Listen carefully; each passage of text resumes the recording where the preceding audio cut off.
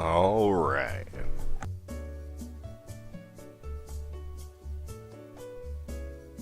One more quick moment here.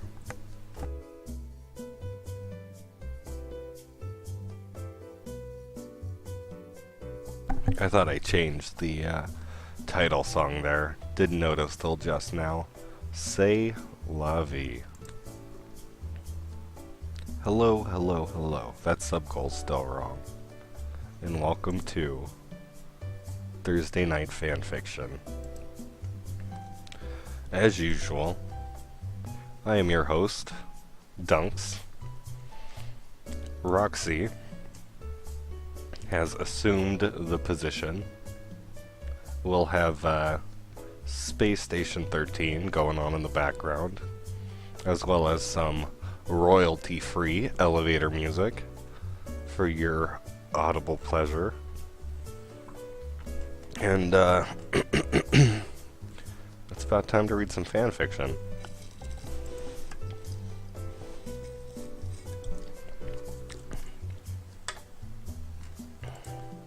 Tonight, my friends, we are doing a Star Trek and XCOM crossover called XCOM To Boldly Go by someone whose net handle on fanfiction.net is JohnLocke94. Open fire, ordered Commander Kincaid, and the twin plasma cannons at the front of the XSS Ashes opened fire into the oddly shaped alien vessel.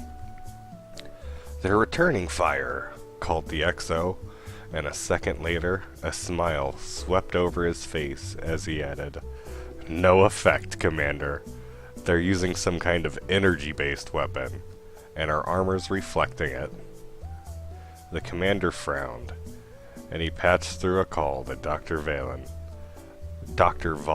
as he continued to watch the unfolding battle on the view screen. It had only been 4 years since the end of the invasion, and she was still the foremost expert in the field of astrobiology. "Yes, Commander?" Her face came up on his HUD, looking slightly annoyed. "I'm a busy woman. If you remember, we've all moved on a bit. I have a company to run, thank you very much." Commander Kincaid sighed. "I realize that, Doctor," he said patiently, "but I figured you might want to take a look at this." After working out the kinks and a couple of controls, he connected the view screen to her call and watched her expression slowly change to one of delight. "A new race," she breathed. "Fantastic. Imagine the technological wonders we'll be able to glean from them." The commander's expression turned to a smirk. "I assume that means Valen Enterprises wants in on all the goodies." Dr. Valen straightened, giving him a slightly flirtatious look as she answered, "Absolutely. As I believe is one of your old expressions, they will not know what hit him." Turning his attention more towards the ongoing battle, if it could be called that, as the ethereal alloys were easily deflecting the alien ship's weapons, Commander Kincaid noticed something odd. "Doctor," he said, "here's something that ought to get you all popped up. They're using some kind of shield technology."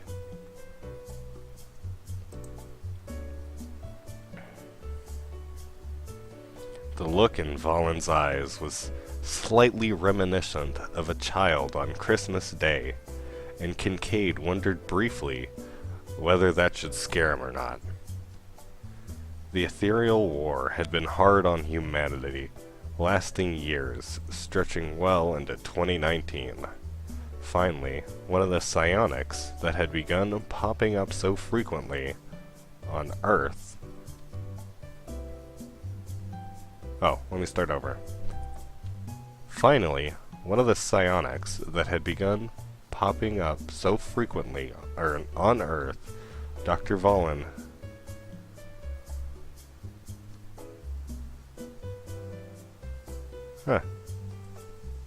I'm terrible at reading. I think I read that right, though.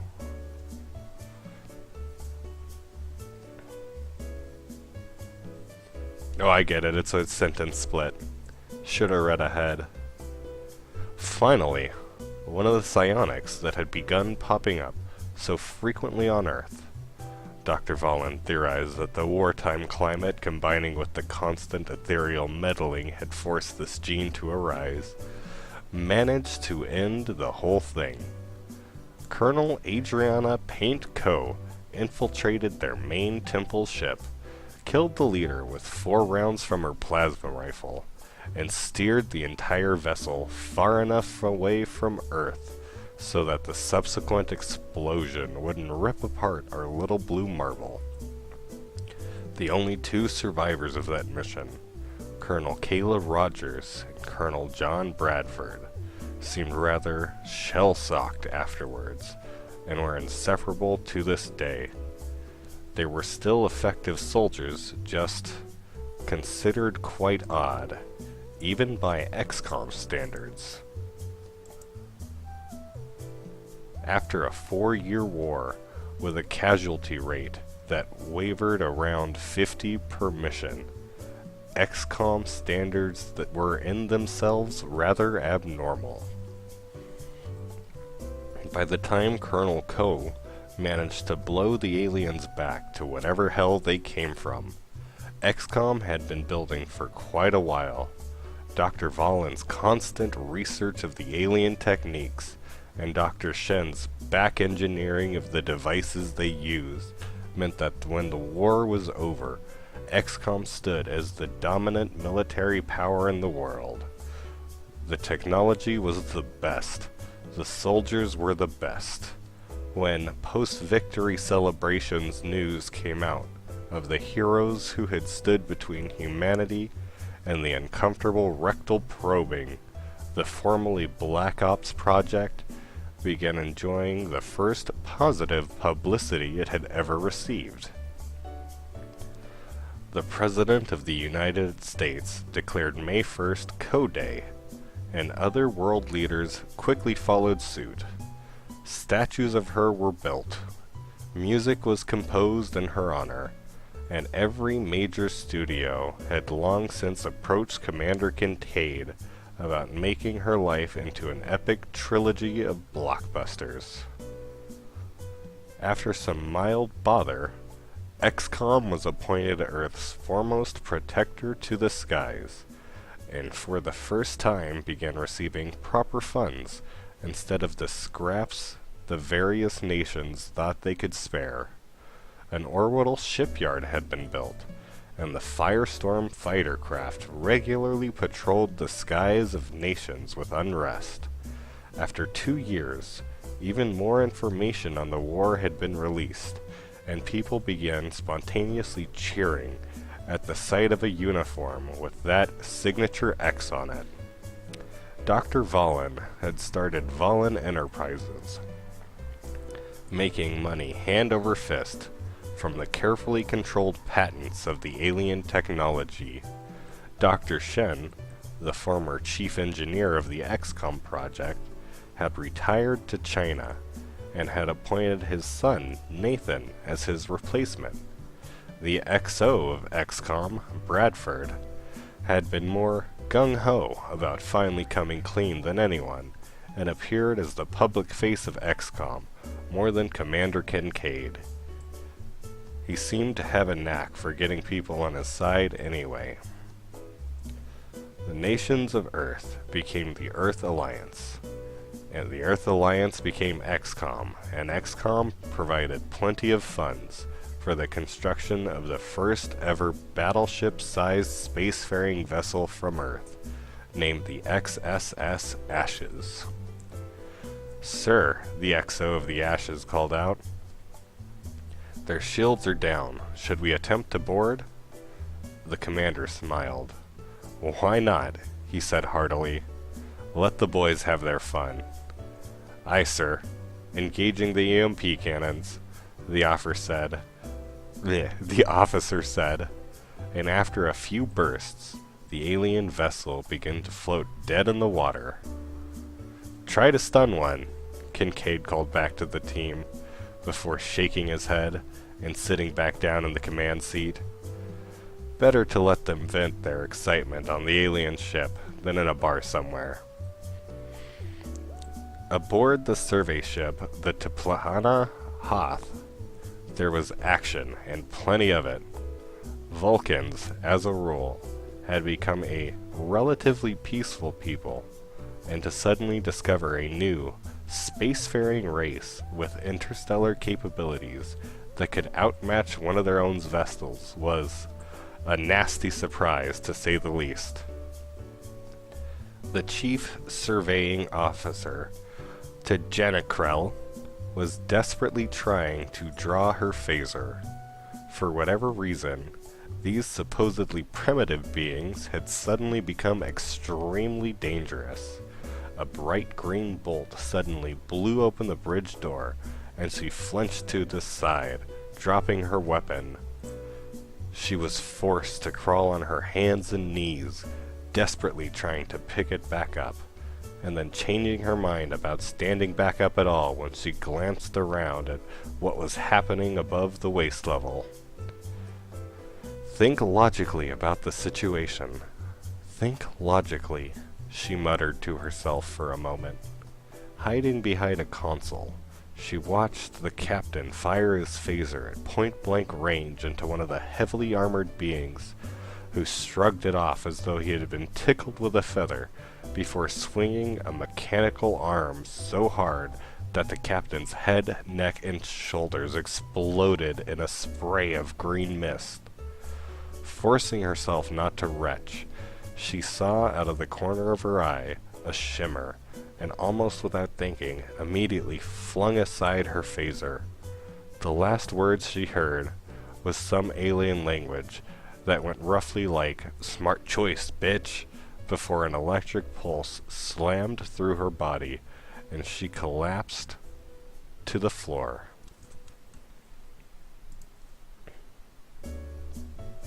Chapter 2.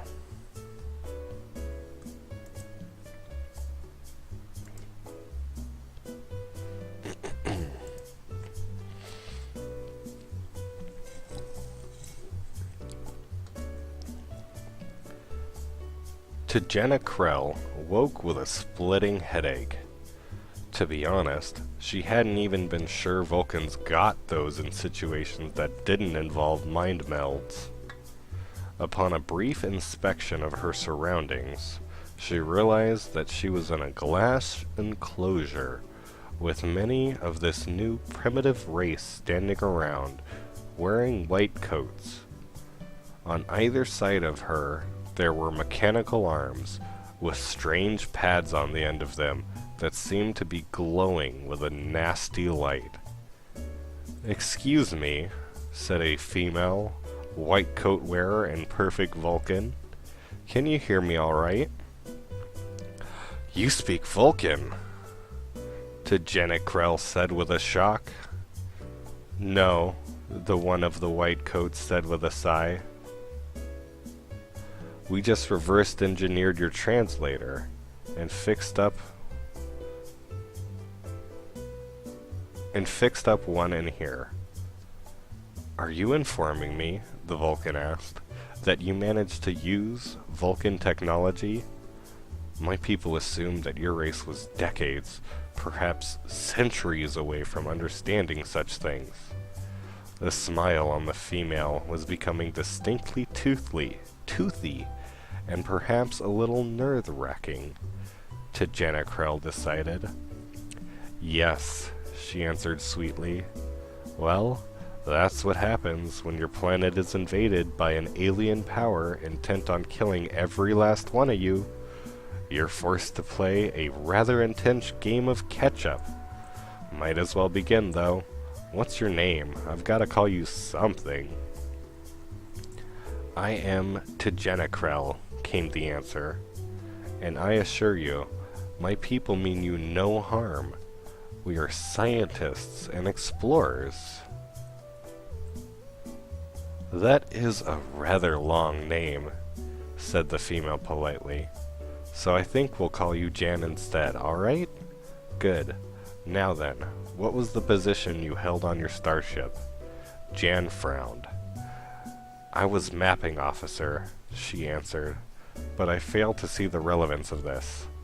Mapping officer, said the female, and by now Jan was absolutely sure that the way she was showing her teeth had nothing to do with the smile in the conventional sense.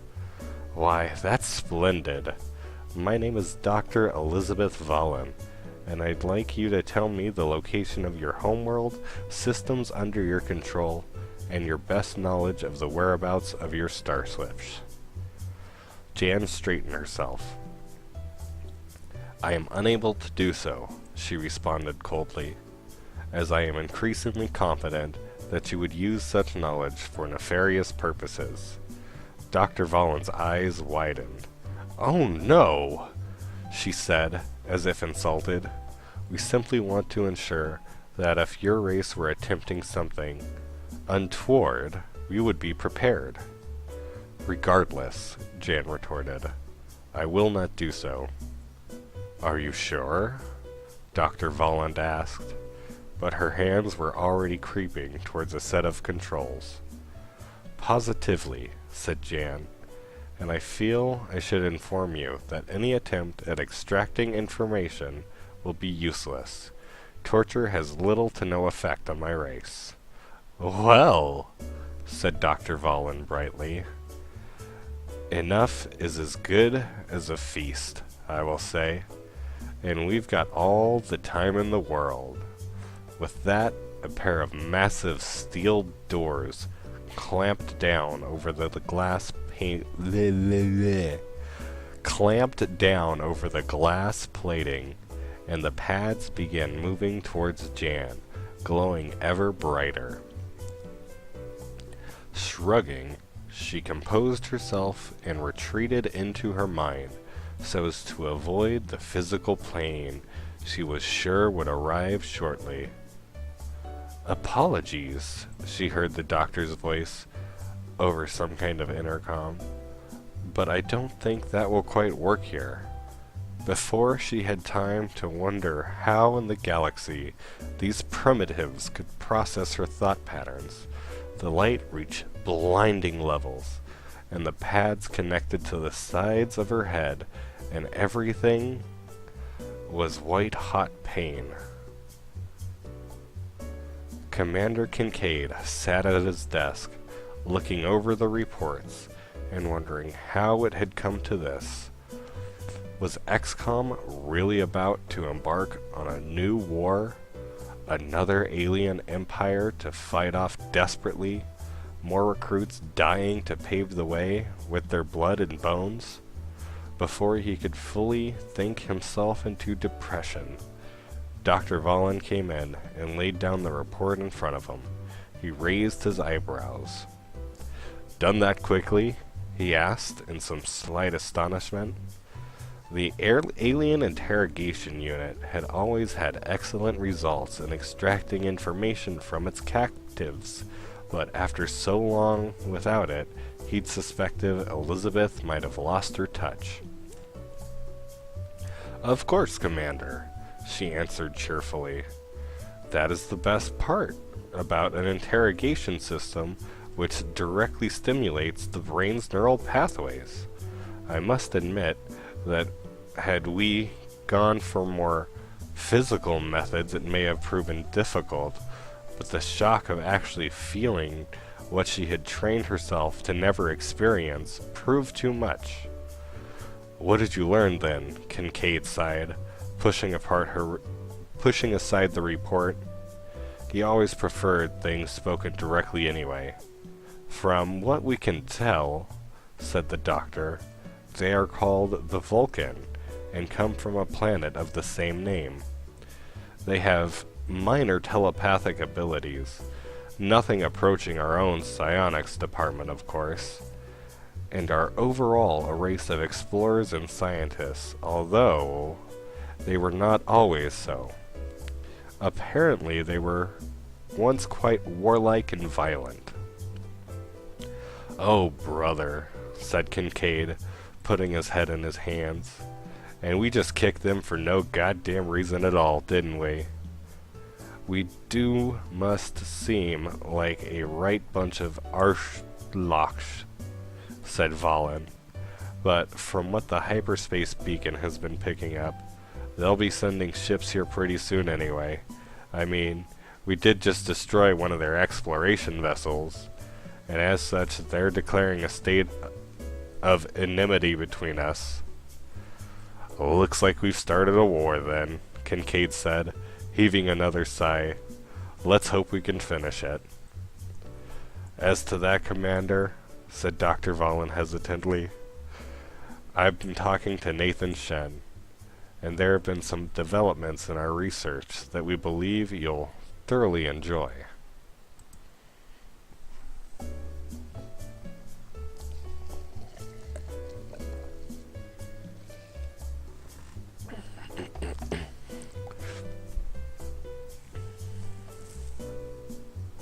Chapter 3.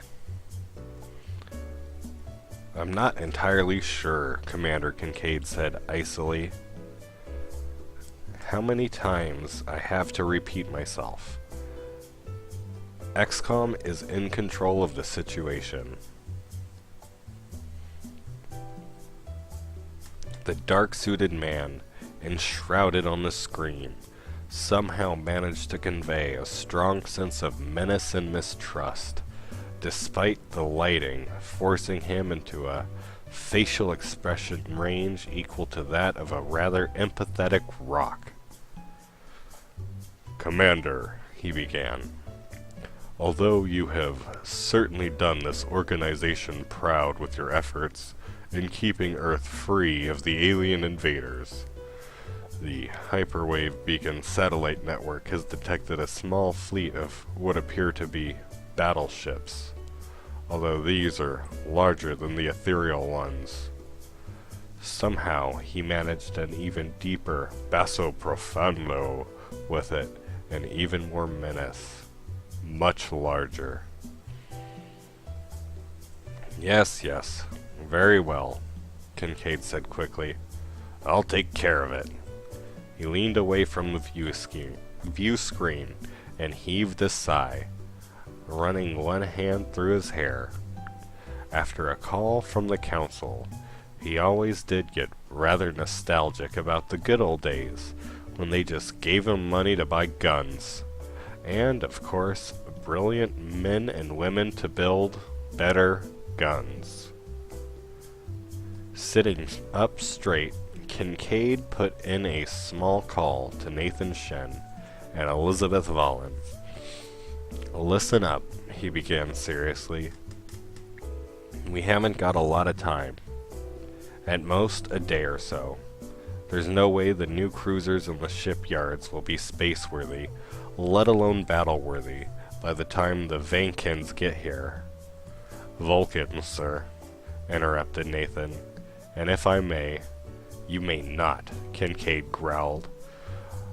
"What you may do is work out a way we can beat 10 of those vessels the Ashes engaged earlier, except better armed and better equipped, because our lovely Vulcan guest told us that was a science starship, and these will be full-fledged cruisers." "It's impossible," Shin responded. "There's no way in hell that we can put together some super weapon that can take them all out like that." "We don't have to," Dr. Valen said quietly. Both Commander Kincaid and Nathan Shen gave a puzzled glance towards their view screens. "That's not how we fought the last war, is it, Commander?" she said. "No. We have their technology and, given time, perhaps we could improve upon it enough to face them in open combat.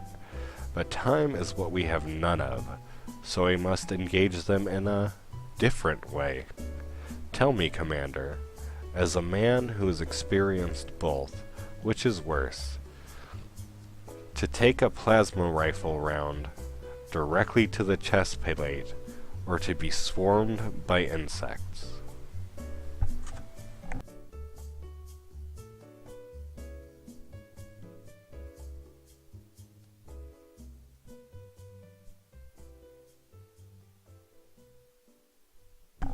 Had to clear my nose.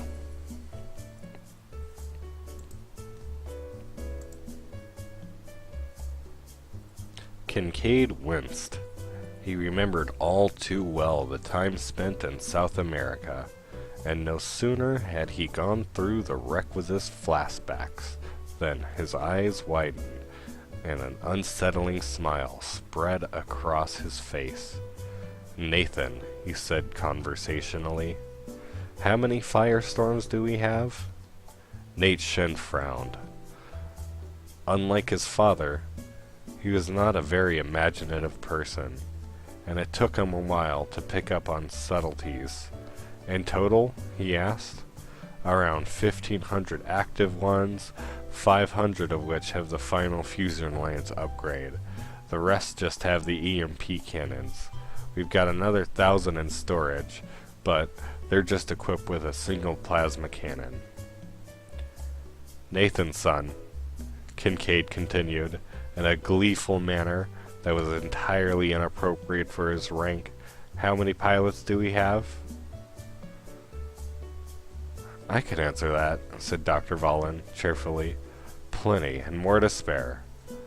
The problem in the ethereal war was always one of material, never one of manpower. Trust me, Commander." Here she paused, as Nathan finally realized what they were discussing. Yeah.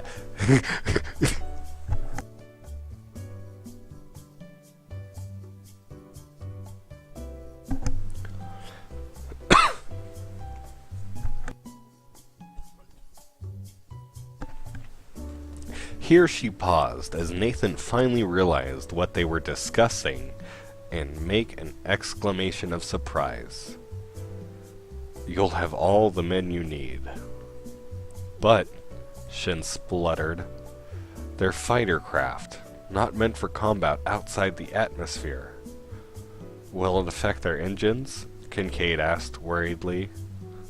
No," Shin conceded, "but, I mean, space combat, engaging starships with fighter craft.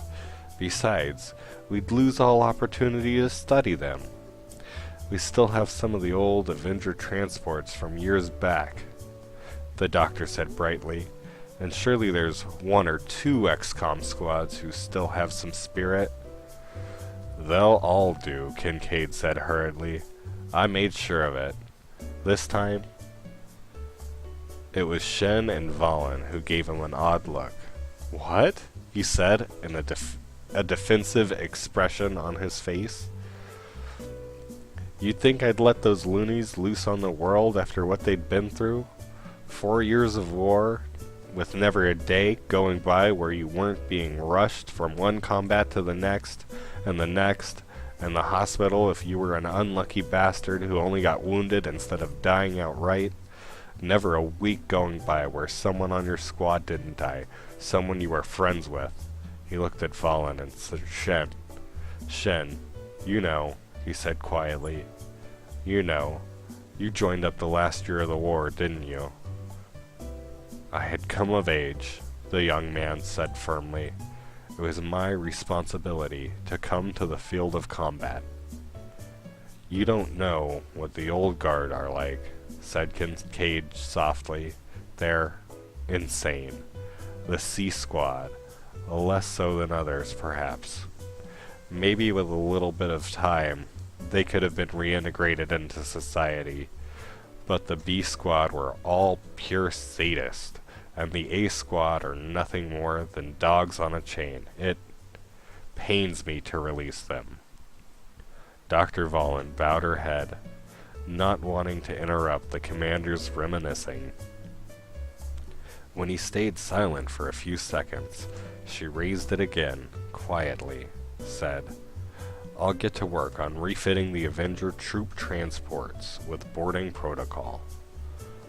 No matter how fast I work, though, I'll never have 10 ready in time. Perhaps 5, if we're lucky. Kincaid nodded his head. I'll send the protocols to unfreeze 5 squads then. Let's see how those Vulcans are at shipboard combat. The XCOM ant farm had set in an increasingly defunct state ever since the end of the war. With the ethereal temple ship gone, there was no more need to hide underground, and the skeleton crew left behind to maintain the place had long since stolen off to some long-awaited shore leave.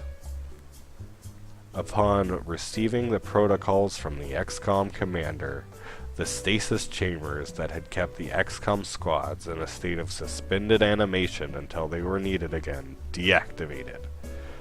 It was quiet down there, barring the tap of boots on metal floors and the soft scraping sound as gloves wiped off dust from unused weapons and armor. None of the squads spoke to each other.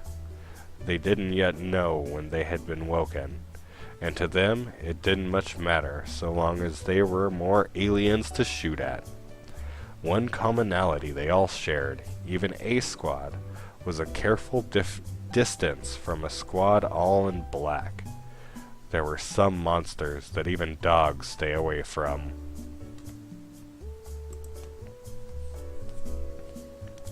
Chapter 4. Marella, captain of the Vulcan starship Tumare, thought she... Let me start over.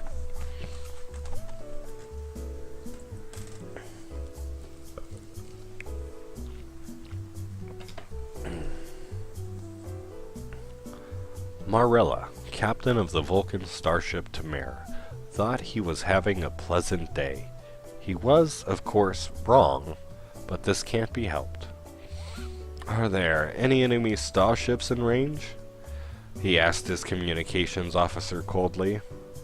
No, sir, she responded, although we have not yet come within range of the planet's moon, and it is possible they may be hiding on the dark side. Marella gave her a stern look. It would have been a glare, but he was a Vulcan, and it would have been a terrible breach of etiquette to show such a display of emotion on the bridge. Some massive army hiding on the dark side of a moon? He asked, injecting as much sarcasm as he properly could in his voice. And tell me, Lieutenant, will there also be giant, shape-shifting robots? Carry on towards the planet. We will commence orbital bombardment as soon as the fleet is within range. Sir, asked the lieutenant in a lowered voice, are you entirely sure that a mere orbital bombardment will be enough to truly teach the primitives the error of their ways? This may instead merely inspire them to greater determination of destruction. A logical point, Marella conceded. Gunnery. Prepare the spatial torpedoes. We'll aim for their major cities, of course, so as to cause maximum panic. Hopefully a strong message that Vulcan is not to be trifled with will also present itself. Sir, the communications officer interrupted, there's a massive fleet of extremely small enemy ships coming from behind the planet's moon. They do not appear to have shields, but preliminary scans indicate they are heavily armored for their size. Marella stared incredulously for a moment before muttering under his breath, of course, it's a trap.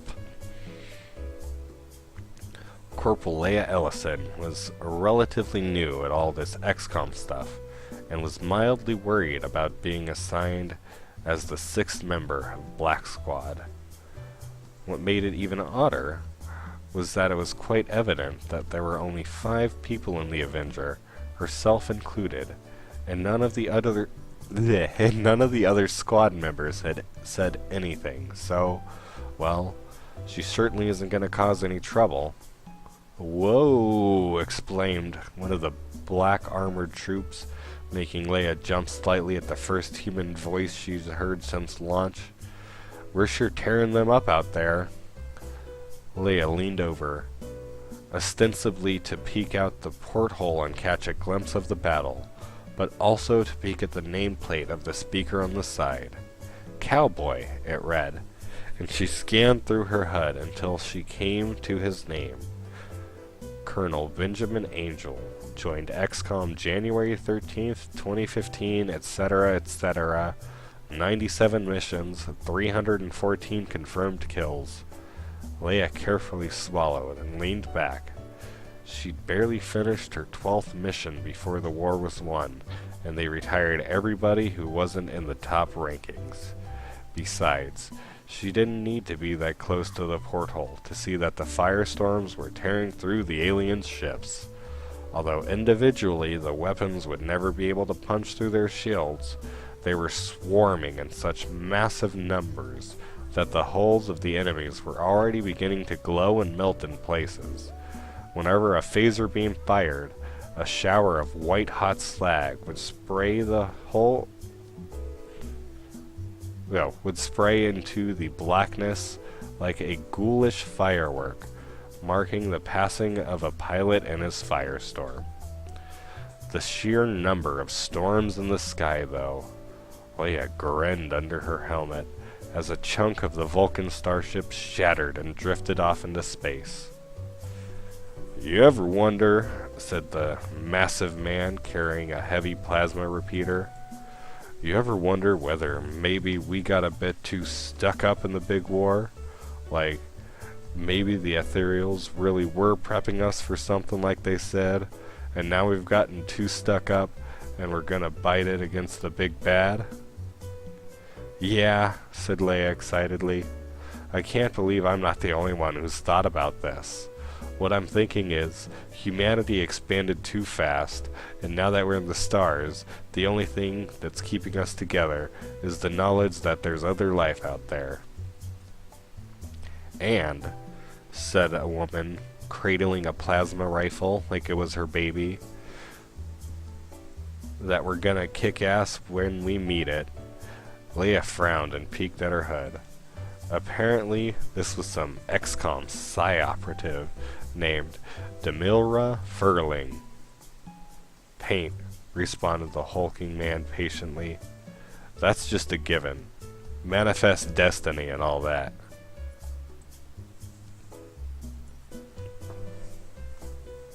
Furling's sleek helmet twitched in a way that suggested she was laughing quietly under it. "Or," she responded, "the whole thing's just one big celestial joke from a godlike being who's just messing around with us. You can't start getting into destiny, all that, preacher, or you'll end up too weak in the head to fight off the next psychic who wants to mind rape you. Life's chaotic and weird and makes no sense." She leaned back and shrugged. "That's just the way it is." A high, clear voice floated across the rumblings of the Avengers, singing, "The time has come," the walrus said, "to talk of many things, of shoes and ships and sealing wax, of cabbages and kings. And if the sea is boiling hot, and weather pigs have wings." Leia stayed very still for a moment, turning to the man in the archangel armor beside her, whose blue nameplate seemed to shine the word ice etched in silver. She quietly said, "What was that?" As the man turned to her, the name Colonel Adam Peters came up on her HUD, and she involuntarily took a breath at the number of kills next to the name. "We did say," he said calmly, "that there were already 5 of us. You're the 6th. With that, he turned back to his plasma sniper rifle and began humming Danny Boy.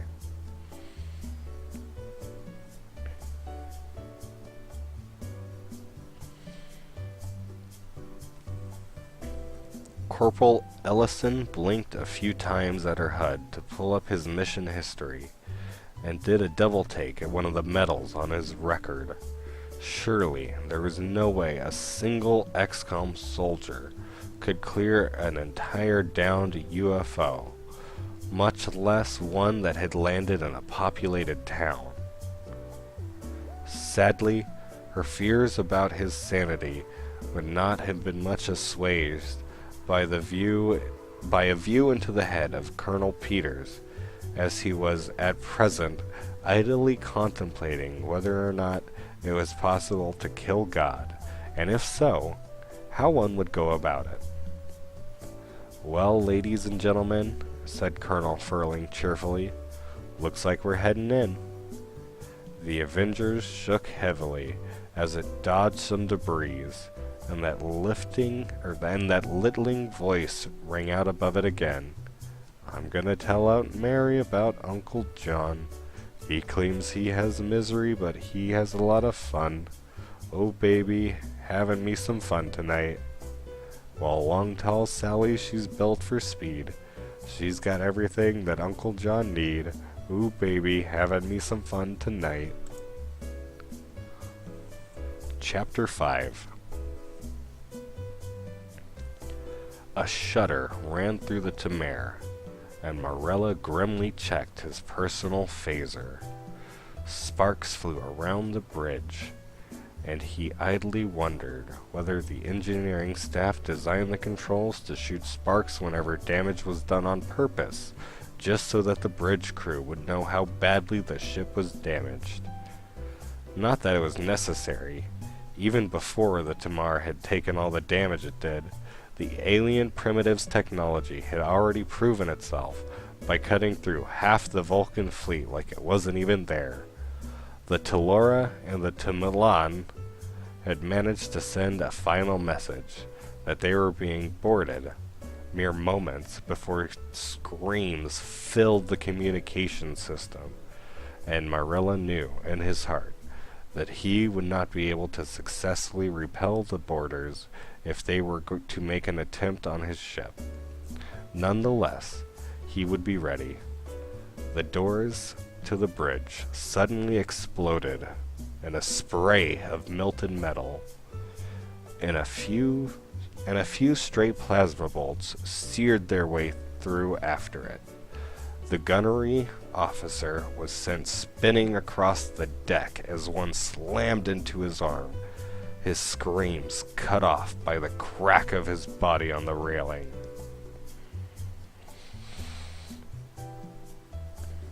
The phaser beams began shooting through the blown-out door, their distinctive sound filling the air as they created sheets and sheets of red-orange rain that covered the entrance so completely that not even a bird could have gotten through safely. Finally, they stopped, and the bridge crew cautiously glanced into the darkness beyond to see if there was any sign of the aliens.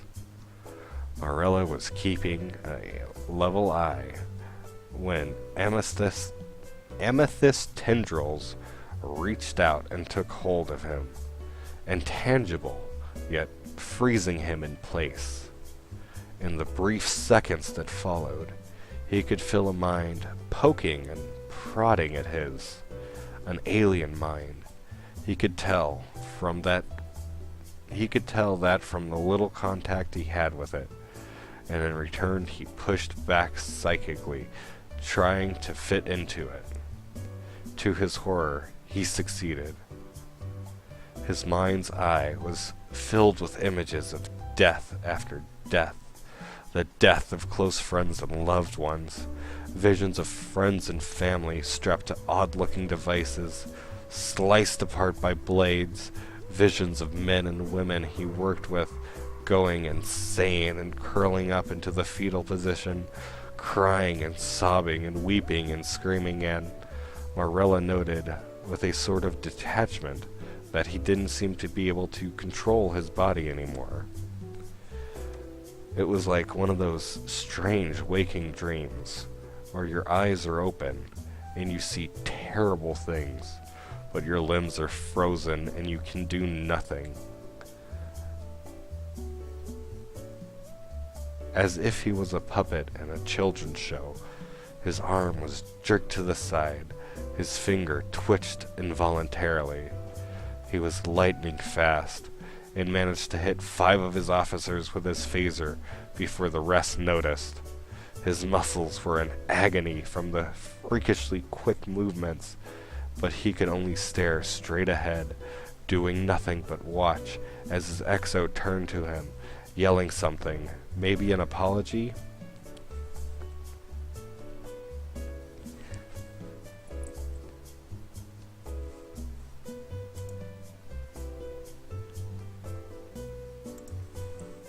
He'd never known before what being hit with a full-strength phaser felt like. The Andorian War was being carried out with an entirely different front. The Andorian War was being carried out on an entirely different front, and to be honest, he'd never felt like joining up anyway. It was the burning that surprised him the most. He would have thought that a phaser would cauterize the wound. Marella couldn't even move his eyes. The bridge was silent, so logically he must have succeeded in murdering everyone else. Silently he pleaded with his puppet master to let him raise the phaser to himself, but all he could detect was a sensation of vague amusement at his pleas.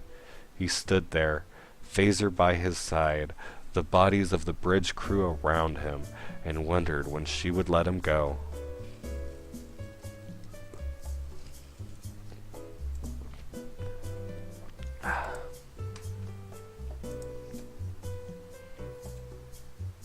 How's the stream health? Is it just my phone derping out? I think it might be, because computer looks gravy.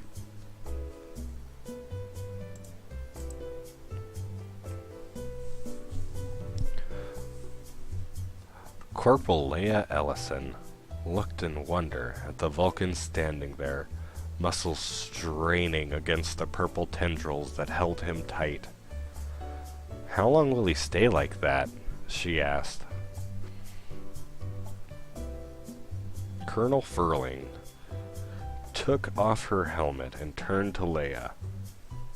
She was thin, almost painfully so, with greasy black hair that clung to her cheekbones. Her eyes were large and completely purple, sunken back into her face. "He won't stay like that for too long," she said softly. "Not for very long." She walked up to the alien, those glowing wisps moving softly between her head and his.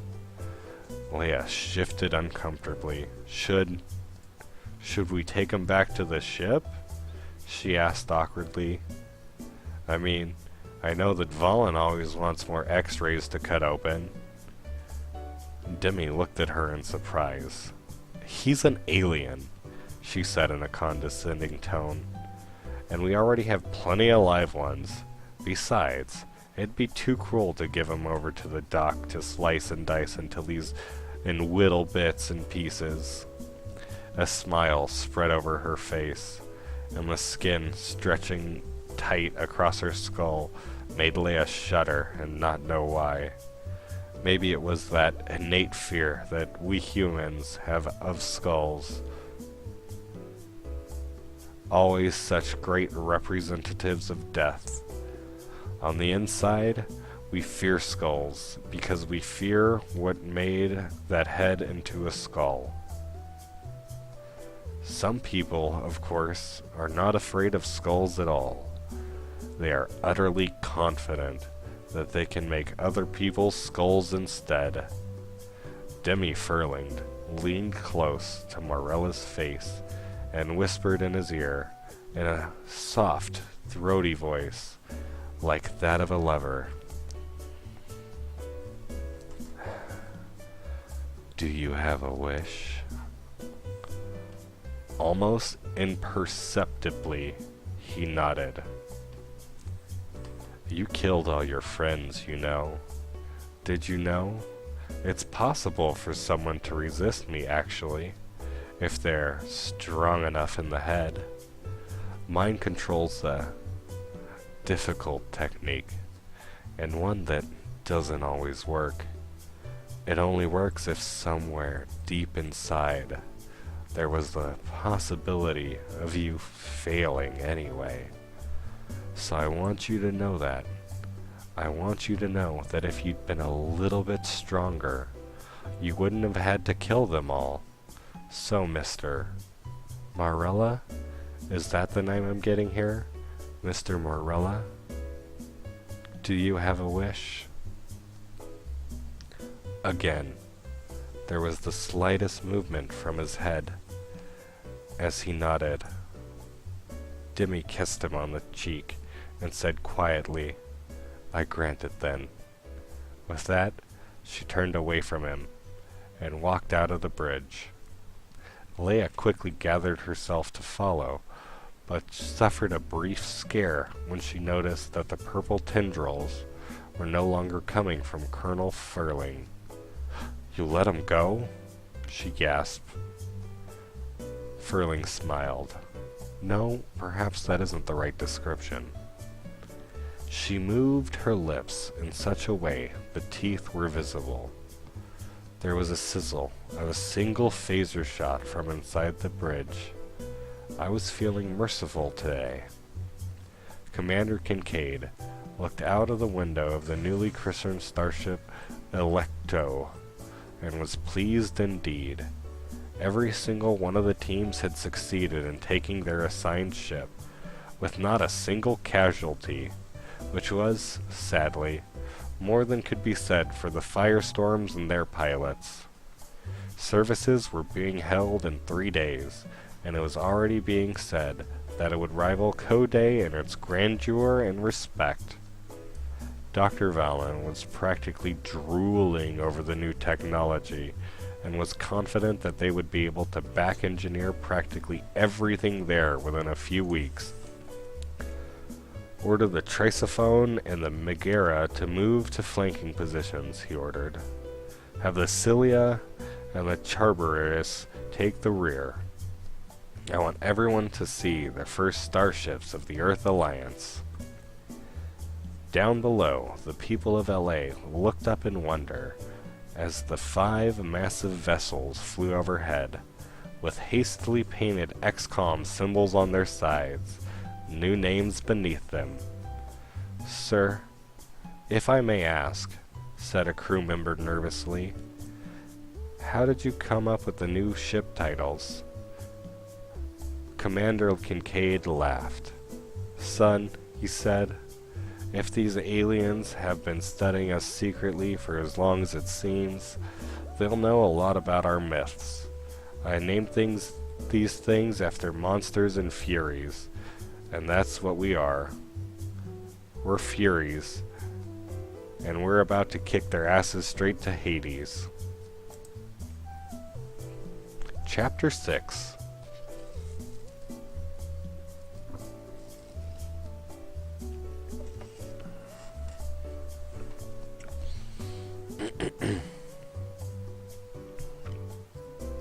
Emily Erickson looked around at the room full of aliens and smiled. Really, the looks of absolute shock on their face was so fulfilling. Not as fulfilling as it was to work with the famous Dr. Elizabeth Valen, of course, but definitely an event for the scrapbooks. Gareb Shran, commander of the Andorian fleet, stood up quickly as the odd-looking aliens, what were they called, humans, appeared in a shimmer of light. He was reasonably up to date on cutting-edge technology, and knew the transporter effect when he saw one. "Treachery!" he cried. "The Vulcans have betrayed us to these humans, giving them their technology." At this bold statement, all those around the table stood up as well, with many with looks on their faces that were practically begging Gareb to make another incriminating statement like this. Or that, to his mild disappointment, the lead human walked in calmly to the head of the table and pulled up an empty chair as if he owned the place. "Let's make this clear," said the human in perfect Endorian. "If any of you twitches, you're all our bitches." "What the esteemed commander means to say," said the sharply dressed human female next to him, also in flawless Andorian, "is that it would be extremely unwise to perform an aggressive maneuver at this time." "How," growled Caleb Shran, "are you speaking Andorian? When did the Vulcan scum send you data on our language and culture?" The human male, Gareb idly thought, rather reminded him of some toothy mammal that knew it was bigger than you. Extremely discomforting, he decided, and made a note to torture this one before execution. "My name is Commander Kincaid of the XCOM project," the human male said politely, "and I'd assume that your previous bit of idiocy there means that you haven't figured out how to reverse engineer a universal translator from your own kit." "A truly universal translator?" Interruption of Vulcan down the table. "Such a device would be marvelous. Our devices generally require a linguist for maximum efficiency." The human called Kincaid laughed out loud, a long, hearty belly laugh that stretched out both his uniform and his slightly lined face. At last he wiped his eyes and smoothed his silvering hair back against his head. "Oh, you poor stupid bastards," he said quietly. "You're not even half as good as they were, are you?" The various spacefaring races looked around the room in confusion, in some worry as to who, or to what this them the human referred to could be. So, Kincaid explained things. He explained that once humans had a hold of good technology, they'd make it even better within a very short time period, and would swiftly proceed to send the business end of said technology back towards sender. He explained that humans had psionic powers, which, to be completely honest, not one of the representatives believed, and that they were more than willing to tear apart the minds of whatever leader dared touch Earth next. Finally, he explained that the Earth was definitely willing to have peace on certain terms and conditions. Which are, said Gareb Shran suspiciously. "Ah, hell," complained the commander. "No one ever reads those anyway. Do I have to tell them?" "Yes, Commander," said Emily Erickson, with slightly undue delight at the situation. There was nothing that got her going quite like a good curb stomping, unless it was particle physics. The way those molecules moved under her touch. She shook her head and proceeded to clear her throat. "Now then, you alien buggers, here's how it's gonna be." The commander leaned on the table, with his most pleasant expression passed it on, which regretfully did nothing whatsoever to remove his resemblance from a very cheerful wolf. "We're keeping your starships. You're gonna be bloody grateful that we're not asking for more, too. One from each of you sounds like appropriate reparations. But no, we're taking only what we have. Along with that, of course, we'd like some space to settle and grow." "Certainly the surrounding planets would be," began the Betazoid representative, but he swiftly interrupted. "We're taking an area of 40 square light years around Earth," Commander Kincaid said, "and that bit is non-negotiable." The Nassian and Cardassian representatives were disturbingly silent, but the Vulcan finally spoke. "That is dangerously close to the borders of the Romulan Star Empire, our ancient enemy, he said under his breath. I don't think it would be wise for even such mighty warriors to provoke them. Kincaid shrugged. Maybe not now, he said, but we have a saying on my planet. It goes along the acorns of, I may be an acorn, but I dream of forests. The Ferengi representative spoke up as well. What about trade opportunities? The commander frowned. Trade opportunities, he said sternly, will be discussed in 5 years when this contract is renegotiated. Do you have any other demands? Said Gareb Shran with an obvious tone of disgust. There was one final one, Emily Erickson said in a businesslike tone, having to do with the information we've gathered that says you publicly advocated the violent overthrow of Earth-2, and I quote, teach these primitive paleskins a lesson they'll never forget. Shran snorted in disgust, his antennas quivering in outrage. And I suppose, he sneered, you want me to publicly retract these statements?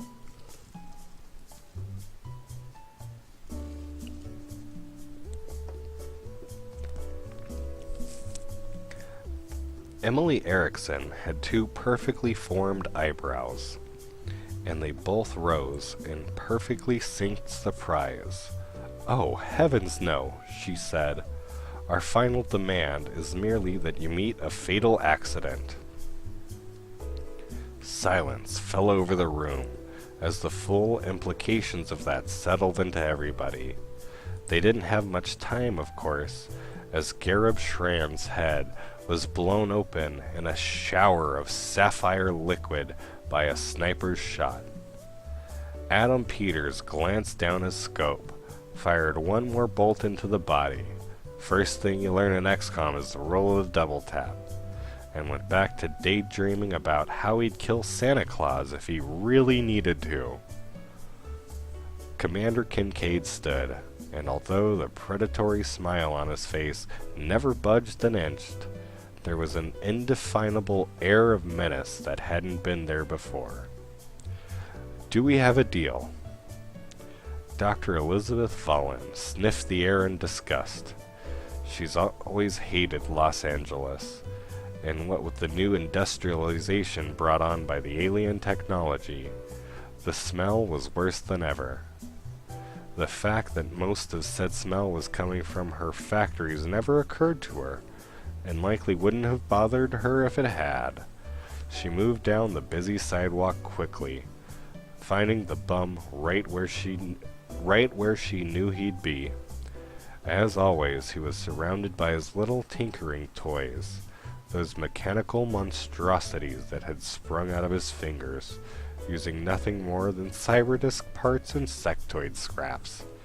She brushed them aside, and silently held her breath to avoid the noxious smell of old booze that always hung around him. Z, she whispered to him. Z, wake up. We found new aliens, and I certainly cannot be expected to work on all this by myself. Finally, the slumbering figure rolled over and groaned, already knowing that a massive hangover was heading straight for his unprotected skull. God damn it, Vollen, he grunted.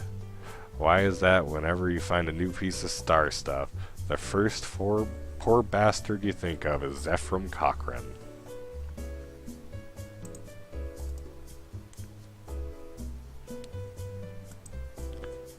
Chapter 7. When there's something strange in your neighborhood, who you gonna call? Ghostbusters. If there's something weird and it don't look good, who you gonna call? Ghostbusters. Casper idly sang to herself as she walked down the corridor, her boots clanking against the floor.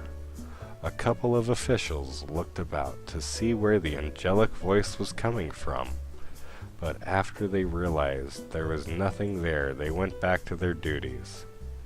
As is well known, people will always assume what they want to believe, and if they choose to forget there was no radio in that room, and it certainly would not be turned to American musical station, that was their concern.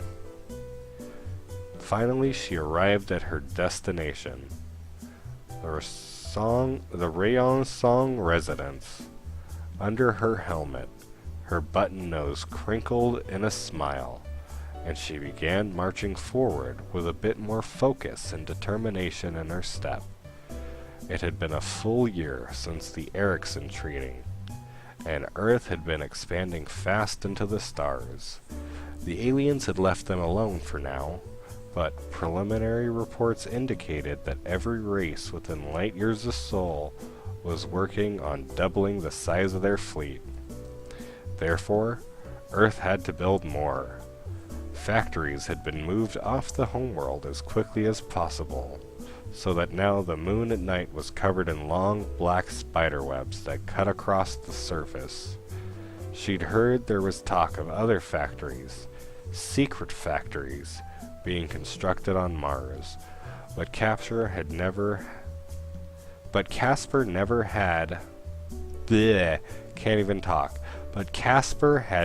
had a head for industrial politics. All she knew was that sometimes at night you could look up and there would be the XSS Guardian overhead, long and proud and sleek in the dark. Earth had its first fleet finished, but Dr. Valen and the new doctor, Dr. Cochrane, were working on a new class of ship that they were calling the Manowar. Dr. Shen, on the other hand, was working on providing Earth with a cruiser-class starship that would carry the Firestorm fighters to whatever engagements they might need. Casper knew that Chris McKay used to fly those. Once he'd told her about the time he and his buddy were trying to bring down an ethereal scout, and it had turned out that there was another one sneaking along behind. His buddy had been blown out of the sky, but Chris had juked and dodged until he'd shot down both of the ships. By that time, his fuel was gone and he'd been forced to land. "I remember waiting there," he said in a voice that was so quiet for such a big man. "I remember waiting and wondering if someone would come and get me. I could hear them out there, the mutons. Ugly bastards. On the second day I thought I'd die from thirst, but a farmer came and gave me some water on the sly. Poor bugger. He was terrified of 'em, as anyone would be, but he saw me out there with my helmet off, and he knew I was human. So he helped me out, because I was human, and that's what humans do. I didn't speak a word of Chinese, man, but that guy sure tried to teach me some." Casper waited until a guard came through the doors before following behind him. She recalled that at this point in the story, Chris would always wince a bit. On the fourth day, he didn't come with any water, so I walked to his house and I walked in the door, and there were 3 mutons crushing his chairs and eating at his dinner table. Eating him, I mean. Pretty sure his family was on there too. I saw at least one woman's body and a couple of bodies that were smaller. I don't remember too many details about that. I just remember I saw the mutons had left their guns on the floor. Casper idly twisted a guard's head until she heard his neck snap, and then pulled him into a conveniently located closet. Why, she thought, the farmer hadn't hid some of his family in the closet, she'd never know. It seemed like closets were the one place no one would ever find anything. So, I'm gonna pause it here really quick, just to say, we've got Space Station 13 going on in the background, and in Space Station 13, a lot of AFKers will hide in closets. So, a lot of people do check closets, and a lot of people find things in closets, like, IDs and such. Extra access is always nice. Anyway.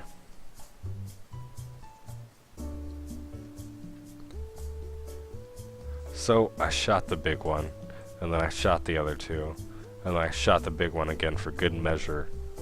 Krish had looked up at Ben Angel at this point and smiled. That was when I knew what I wanted to be. I didn't want to fight these things in the sky anymore.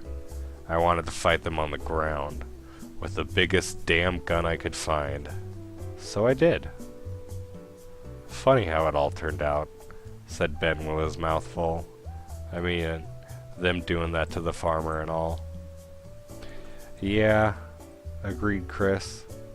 Kinda seems like poetic justice this here. I'd say it tastes like chicken, but every time you try something new it tastes like chicken. That's why I've always tried to make sure.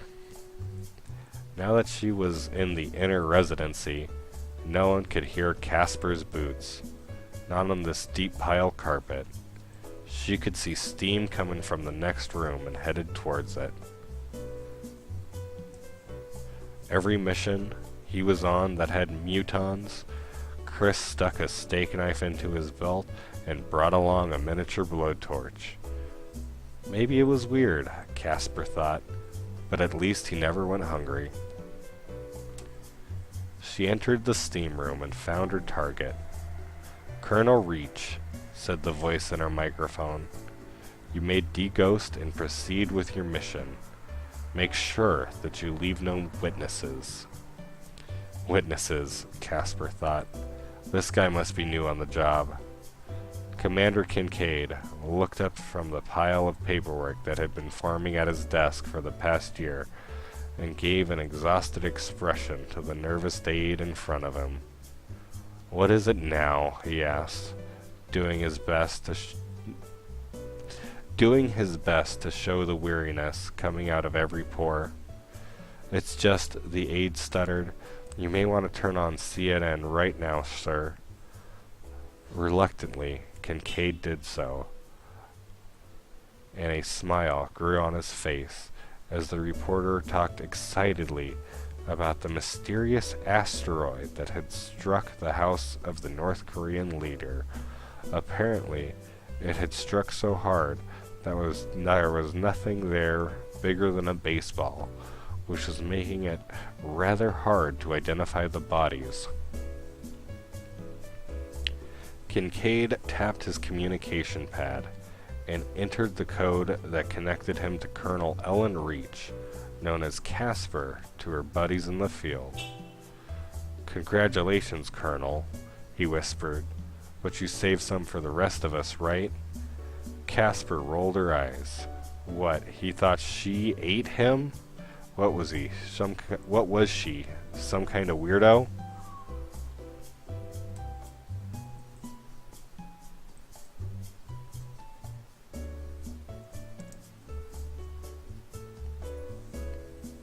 Chapter 8. Colonel Dimmy Furling sighed in an exasperation. Let me start over, hold on.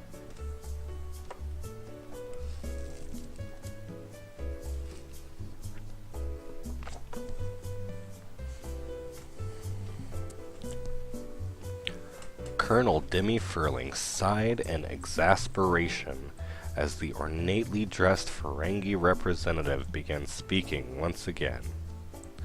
She had found from experience that every word coming out of his mouth was guaranteed to be long-winded and practically meaningless. Barely every fifth sentence had some actual sense to it. She understood on a basic level that Earth needed some sort of trade agreement, but to have to put up with these aliens, it was against nature. She glanced to her left. At least Cochrane seemed to be as exasperated as she was. He'd done nothing but check the time through the whole meeting. For someone whose job mainly consisted of fixing little fiddly bits together until they combined into a great big starship, he definitely seemed to have a problem with details. He leaned over and whispered to her, "How would you like to never have to sit through boring meetings again?" At that, Furling's eyebrows raised a notch or two. If something like that was possible, she definitely wanted to know about it. "How do you mean?" she whispered back. "It's not like time travel is a viable alternative just yet." "Look," he responded, "you people are far too valuable to just sit around doing nothing while your lives go by. We're gonna need you sometime in the future, and if you're 80 years old when that happens, you'll be as useless as a marshmallow hammer." "So what's your plan?" she asked. "It's simple," he answered. "We kill the Batman." Demi stared at him quizzically for a moment or two, before straightening herself and understanding.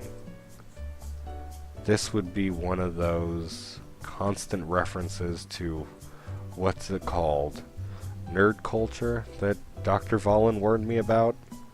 Cochrane shrugged. "What can I say? I already have my ticket to see Avengers 4. I'm a geek at heart. Anyway, here's the plan. We're gonna freeze you guys solid."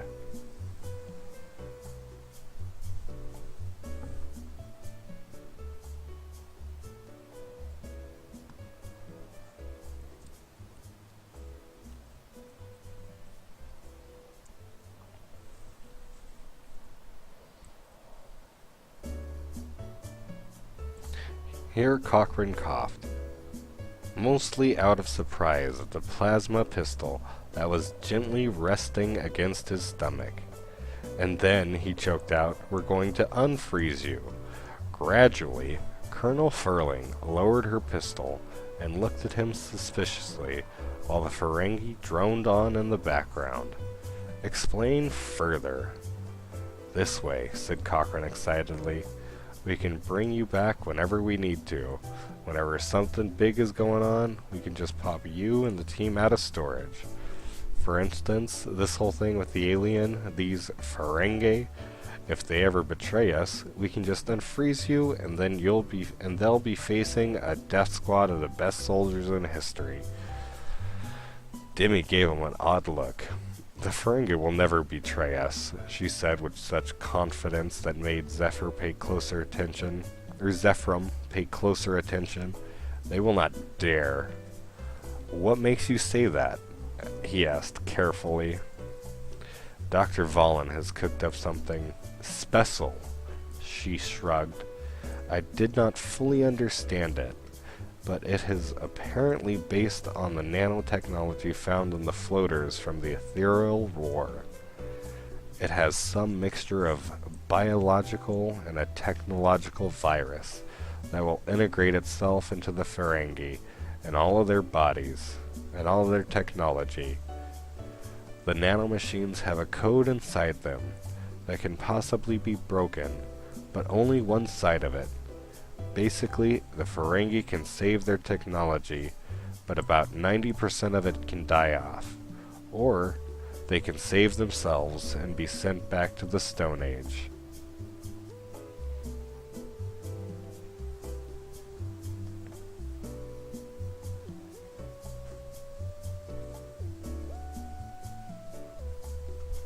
Demi smiled. "I think we both know which they'll choose." "But how did this happen?" Cochrane said in shock.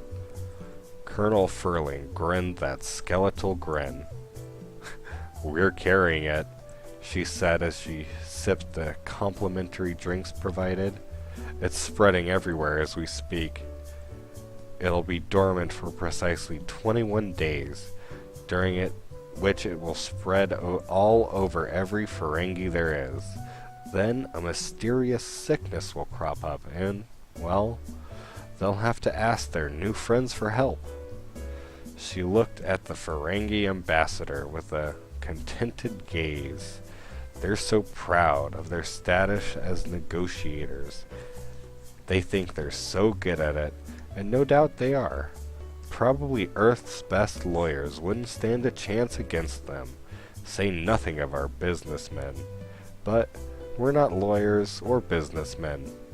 We're just XCOM. A grin turned slightly gleeful. "And we are assholes." 1 week later, Zephyrin Cochrane carefully ran over the readouts on the pods that he had placed the very best XCOM operatives in. Dr. Vallon and Commander Kincaid looked on in satisfaction as the lids closed tight over operative after operative, until finally only 2 had yet to be put away. From what our scouts report, Kincaid said gruffly, the virus is working beautifully. The Ferengi will be in for a nasty surprise in a couple of weeks. Adam Peters saluted and responded, glad to hear it, sir. You'll be glad to know that Colonel Reach finished assembling the requested team. Once these guys come into play, people will think that we brought back legends from the grave. Dr. Vallon injected, be careful, Colonel. Some of them were put directly from unconsciousness into these pods, and they may take some adjustments to their new life. Adam saluted again, and actually smiled this time. No worries at all, ma'am. We'll take good care of them. Isn't that right, Casper? The silent figure beside him nodded, and quickly scrawled out something onto a datapad. Kincaid read it with a frown and looked up. Colonel Reach suggests that this unit of XCOM named themselves the Kingdom Hardware Allied Nationals Team. Casper shrugged. Sometimes the name just came to her. They may not have made much sense to them, but they were right, which was probably why she'd secretly hacked into the XCOM database last night and changed the name of their cryostasis ship to something that made the voices in her head happier. Well, Kincaid said, best get going then. As he and the 2 doctors took the transports back to mainland Mars, he glanced back up at the ship that was launching as they spoke. Godspeed, ladies and gentlemen, he whispered, and he looked toward the manifest, and may the XSS Botany Bay have safe travels until she docks again. He turned to Cochrane with an annoyed expression on his face. Honestly, Z, why did you build us one of those?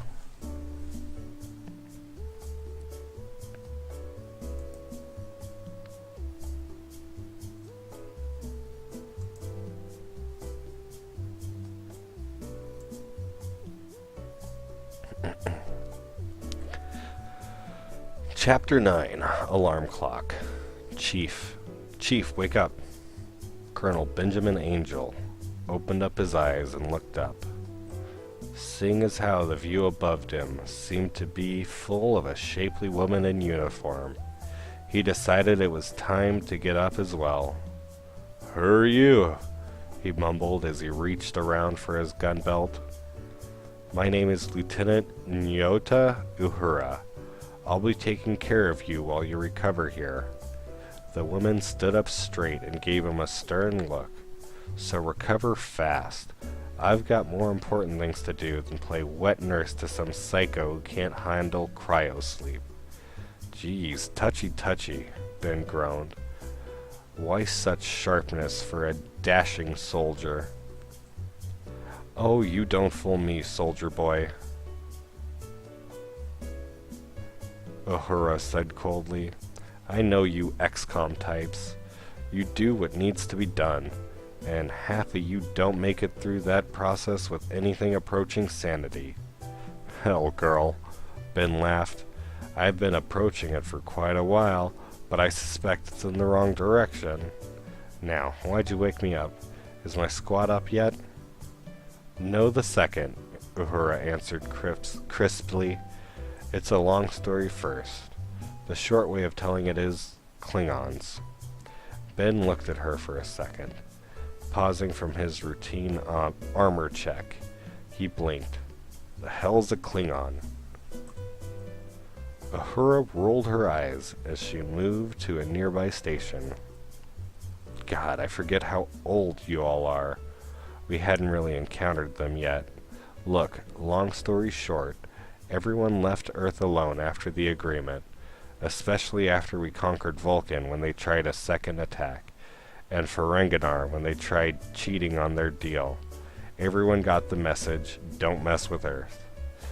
Did they know about psionics yet? Ben asked. Thank God, no. We've managed to catch all the gifted before they become too obvious, and send them off to a section specifically tasked with training them. Which is good, because if this whole Klingon thing shapes up like it's looking, we're gonna need those soldiers, and soon. You still haven't told me what these Klingons are, commented Ben. But I assume you will one of these days. I'll just laze around here instead. Oh, but since I assume you will one of these days, I'll just laze around here instead. Uhura scowled. If your eyes go towards my tits one more time, I swear I'm venting atmosphere. Now shut up and listen. 3 years ago, the XCOM fleet encountered a new, extremely hostile alien race. Their entire culture seems to be predicated on warfare. The greatest respect is always given to warriors, yada yada yada. Ben shrugged. Seems alright to me. Uhura grabbed his chin. That's because I haven't finished yet. 2 years ago, relationships with the Klingon reached an all-time low, mostly because the idiot who initiated first contact with them was the epitome of a womanizing, undiplomatic, goddamn idiot of an XCOM operative. He couldn't have been that bad, Ben said. After all, it's not like he just started shooting them when he saw him.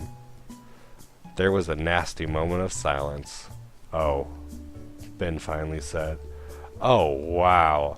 That's actually kind of spectacular. Whoever this guy was, he must have had balls of titanium. Uhura pulled up a data pad. On April 19th, 2151, the XSS Kelvin discovered a Klingon warbird inside of Earth Alliance space. The commodore of said vessel, one James Tiberius Kirk, immediately ordered his ship to open fire because, and I quote, it looked spiky. She lowered the data pad.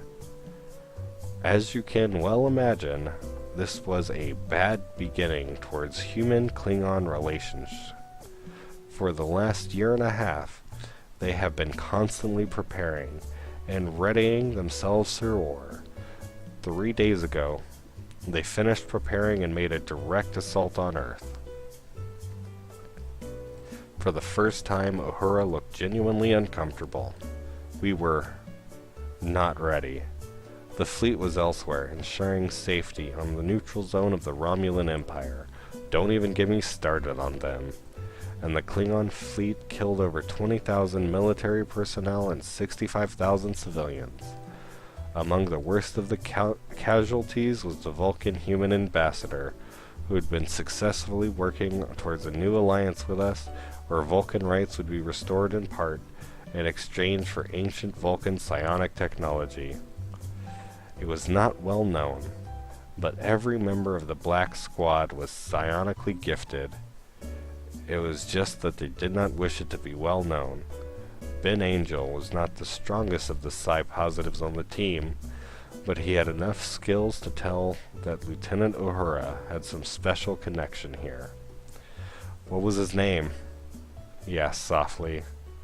Spock, she said. His name was Spock. Yes, I loved him, and yes, I'm gonna kill every last Klingon I can get my hands on for this. Ben grinned. Killing things, ma'am? That's what I'm good at. Just point me in the right direction.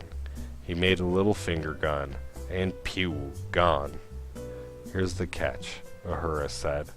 Officially, XCOM is pursuing a less vigorous response than this, or less vigorous response to this than actually going to happen. We can't afford to alienate our other supposed allies right now after taking a hit to Earth like that. What's up, baby? So here's what's gonna happen. We're gonna hit them right back in the mouth. But it was to look like it wasn't an official operation at all. She reached behind her body, curves providing a brief distraction for Angel, before turning back holding a sleek black data pad. I represent a division of XCOM designated Section 31. We do the jobs that XCOM considers too dirty for public viewing. A broad smile spread across her face. And you know how much XCOM cares about public relations. Ben snorted. So what do we do here? Just run in, drop a red matter bomb and run off? Uhura shook her head. No, no, no. You think that consuming their planet with a black hole is gonna intimidate these guys? They're a warrior race. We're gonna beat them at their own game. You and the Black Squad are gonna sneak aboard the Mars shipyards and steal the new flagship of XCOM. Piling that ship, you're gonna head to the Klingon homeworld, and once there, you're gonna kill their leader, then blow everything up with as many traditional explosives as you can find. She tapped out a few commands on the data pad, and when you're done and you've had your fun, you'll find there will be several rather non-traditional torpedoes aboard. Ben raised his eyebrows. What do they contain? Uhura kept an absolutely straight face when she responded, live chrysalid specimens. Fertile. Although she managed to keep her expression calm, she inwardly gave a little jump at the feral smile that appeared on Angel's face. For someone who seemed so laid back, or perhaps because of it, it was terribly disconcerting to see an expression of such absolute delight at the pain and suffering of others. Agreed, said Ben, and then took the data pad eagerly from her hands. But I want to make one thing clear.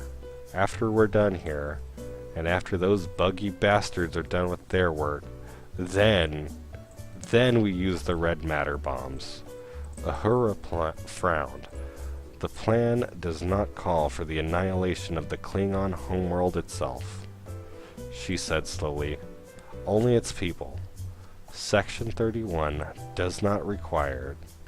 She flinched as Ben grabbed her shoulder and whispered in her ear, You ever see a chrysalid, little Miss Lieutenant? No? Then kindly keep it to yourself. One thing XCOM taught me is that more DACA is good DACA.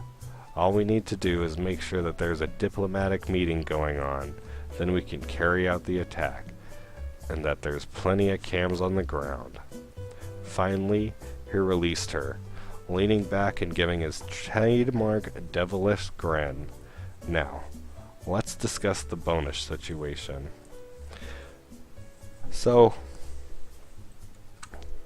this little doggo here, she really wants to go to bed. And not only that, I actually think I hear Amanda pulling in anyway. We are now on chapter 10 of this book, or this fan fiction, if you will. It's got 26 chapters apparently.